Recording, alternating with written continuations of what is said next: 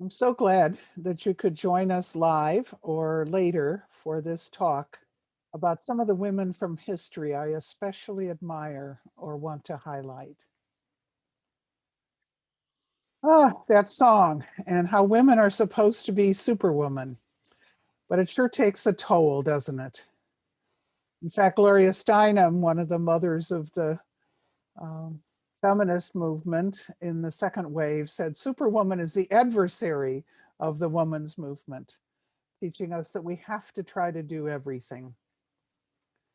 And another singer asked the question, when women are done, she said, I'm Supergirl and I'm here to save the world, and I want to know who's going to save me. Um, when, when women are done saving the world, who saves us? I know that this question especially resonates for a lot of the parents who are having to do a lot more than they've ever done before over the last year. Women are, in fact, are leaving the workforce in thousands, having to deal with different responsibilities at home.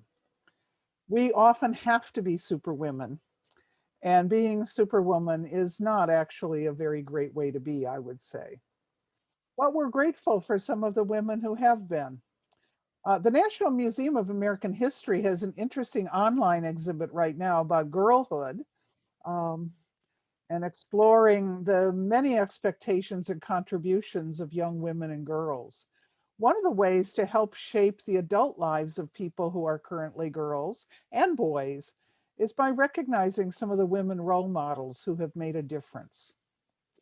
So I'm going to start. I think it's especially important this week in the face of 3,800 hate incidents against Asian Americans and Pacific Islanders over the last year, to begin with some women from that community. So here we have Yuri Kochiyama. She's depicted in 1968 in Central Park at an anti-war protest. She helped to um, craft the Apologies and Reparations Act that compensated in part Japanese Americans who were incarcerated by the US government during World War II. And there's Patsy Mink, who was one of only 8 women in Congress when she was elected. She was a key figure in passing Title IX, and in 1972 was the first Asian American woman to seek a major party's nomination for president. And there's Helen Zia, a lesbian activist who, among other accomplishments, helped get same-sex marriage passed in California. And Grace Lee Boggs, activist in civil rights, economic justice, tenants' rights in the Black Power movement, and community activism, especially in Detroit. And she spent the last years of her life, she was active until the age of 95 when she wrote her last book about sustainable activism. And then there's Pramila Jaydepal, the first Indian American woman to serve in the House of Representatives. She had worked with civil rights and protection of immigrants before her election, including founding a group called Hate Free Zone after 9/11 2001. And of course, how could we leave out Kamala Harris, first woman, first Asian American, and first African American vice president of the United States? The 2020 celebrations that were supposed to happen of the centennial of the 19th Amendment were cut short by the pandemic, and they continue this year. Here's a picture of suffragists on Fifth Avenue. They marched in October 1917 with placards containing the signatures of over 1 million New York women who were demanding the vote.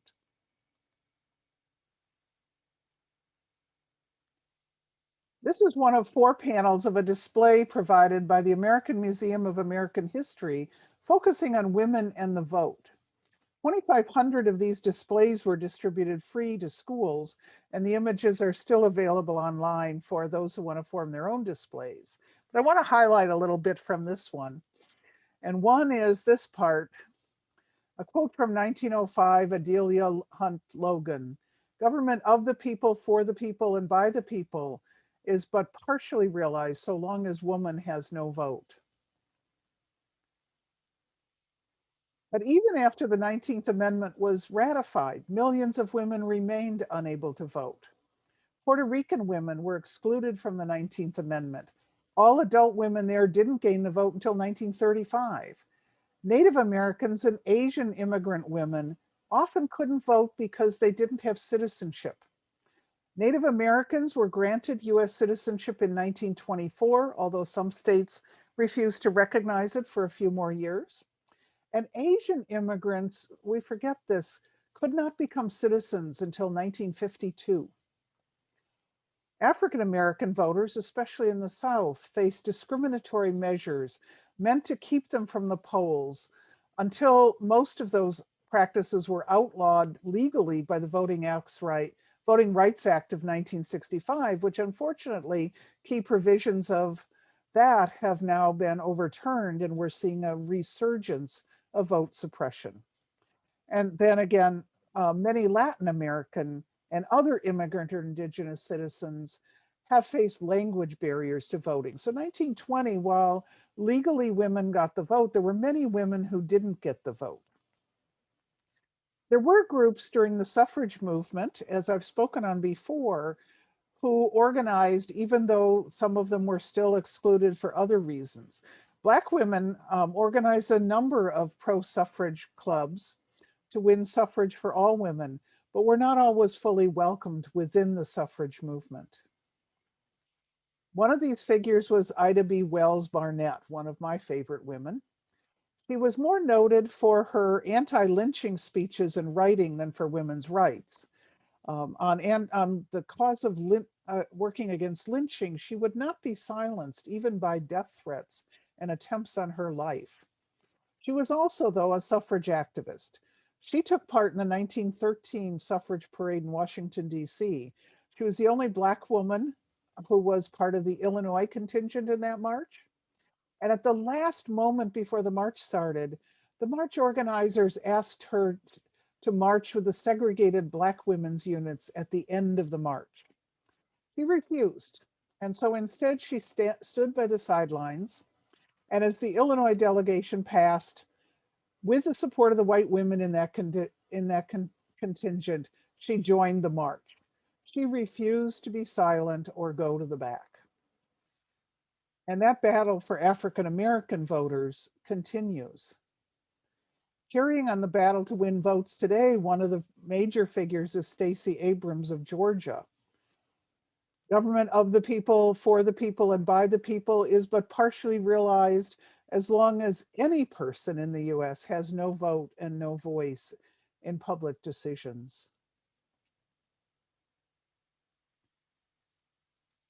Stacey Abrams and Ida B. Wells Barnett join an incredible gallery of Black women who would not be silenced.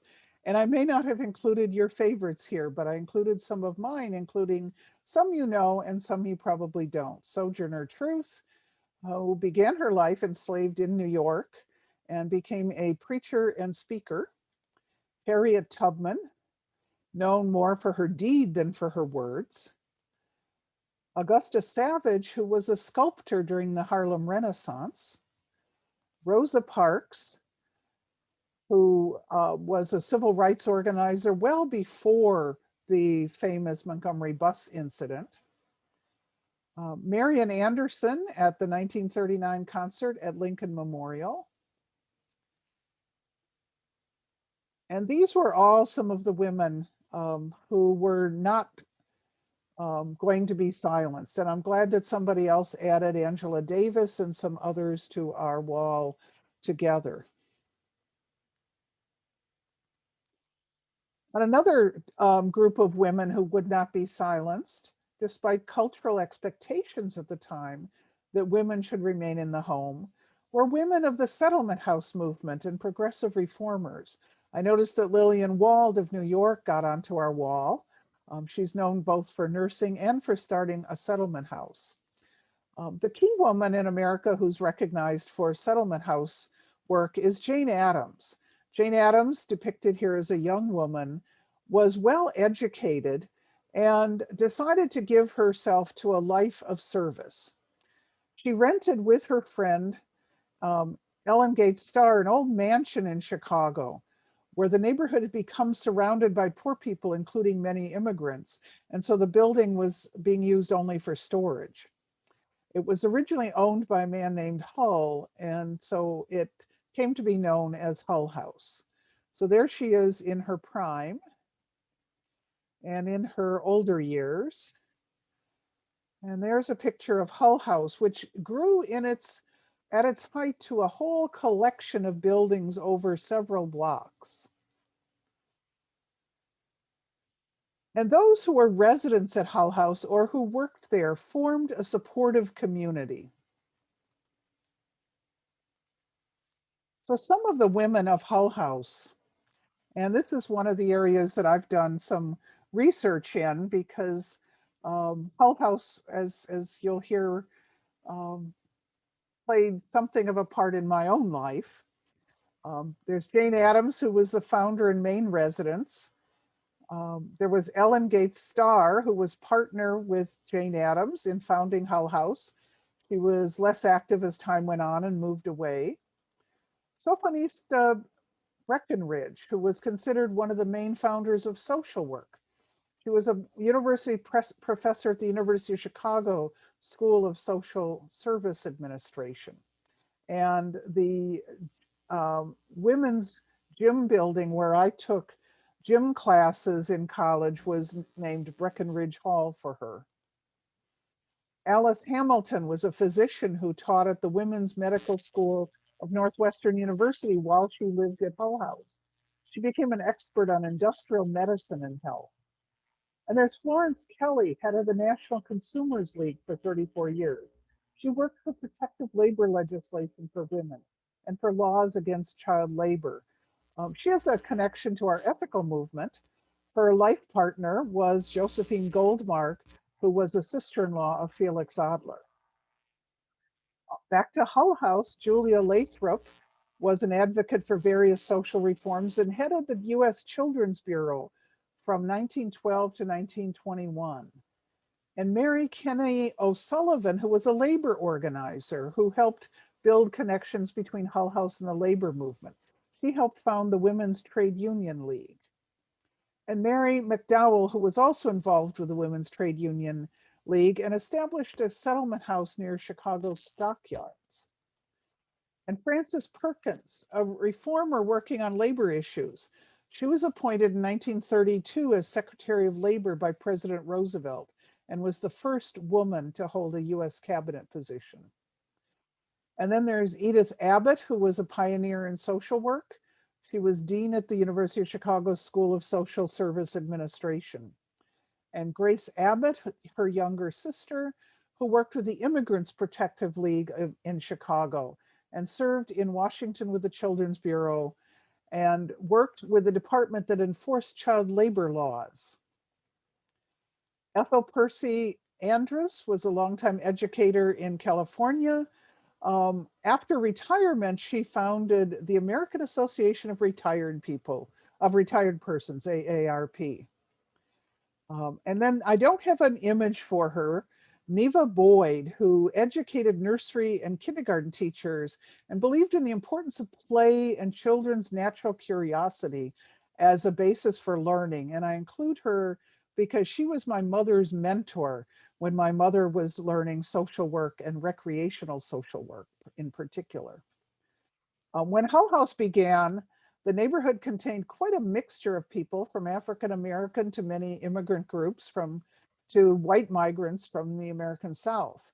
As different immigrant groups moved in, other groups moved farther away. And Fannie Barrier Williams, who worked with Jane Addams on many projects, is depicted here. And she helped found the Frederick Douglass House in Chicago, a settlement house in an all-Black neighborhood. Jane Addams was also active in the women's peace movement. From her experience in working with the poor and immigrants, she knew that true peace is not merely the absence of war, it is the presence of justice.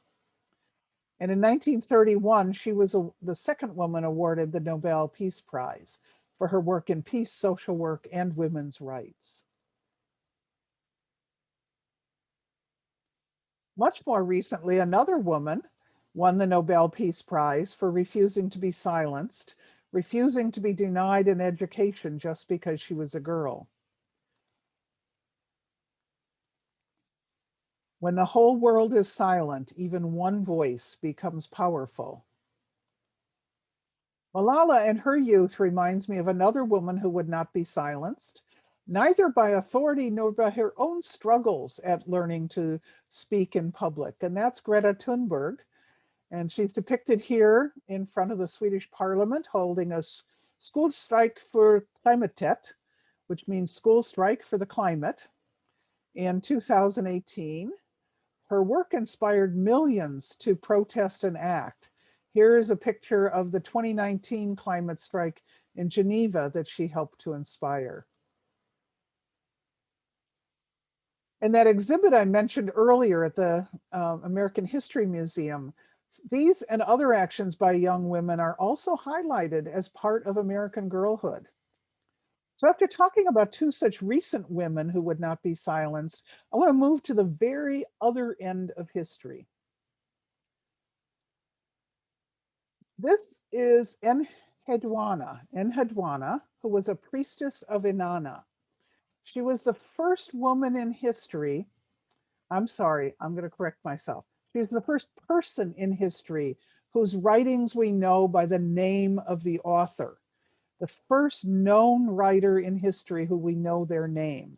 Enheduanna was appointed by her father to be, who was the ruler of Acadia, to be priestess of a temple in the largest city and center of her father's empire, the city of Ur.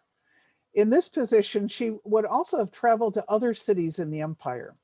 She apparently held some civil authority, which the N part of her name signals. So she was both not silenced and not silenced for the sake of history. Other writings from that time and before, we do have some, but we don't have any earlier that where we know the individual's name who wrote it. And I first learned of Enheduanna thanks to the work of this woman, not in any history class I ever took. We are fortunate to have this institution close to us. The Elizabeth Sackler Center for Feminist Art is located on the 4th floor of the Brooklyn Museum here in New York City. This center opened in 2007 as the first public space of its kind in the country that focused on feminist art and feminist influence on culture. I will make a side note. The Sackler name has become associated with the opioid epidemic, but Elizabeth Sackler, who's the center is named for, called her family's role in the opioid epidemic morally abhorrent. Her father had sold all his shares in the company before the creation of OxyContin, which is the source of the opioid problem. And Elizabeth Sackler has not profited from it, so she's not part of that scandal. But the person I'm talking about is who educated me was Judy Chicago, and her landmark feminist work, The Dinner Party, which since 2007 has been at the Brooklyn Museum. I first learned about Enheduanna when I went to the first showing of that exhibit, The Dinner Party, at the Art Institute of Chicago in the 1970s. I then probably knew, looking at this table of all these place settings named for famous women, I probably knew about 10 of them when I first visited. And I was pleased with myself when I returned about 6 years ago that I knew all but about 3 of them instantly as I walked around. Now there's another 999 names on the floor, and of course I don't know all of those. In so many ways, the exhibit, though, was what got me fascinated with this whole topic. And to ask the question, why had so many of these stories been silenced? And who were these women who often wielded real influence during their times? Okay, so I gave you a whirlwind tour of the few women who would not be silenced and who I believe should not be silenced by not being remembered. And I do want to thank those of you who added more names to our mural today. None of us can think of all the names we want to recognize instantly. And I knew I could count on you to, with the collective wisdom in this room, to remind us of some of the other women who deserve to be recognized. And so I'm going to say goodbye now to those of you who are viewing later on video. Come visit us some Sunday and be a more active participant. You can find our calendar at rysec.org/calendar.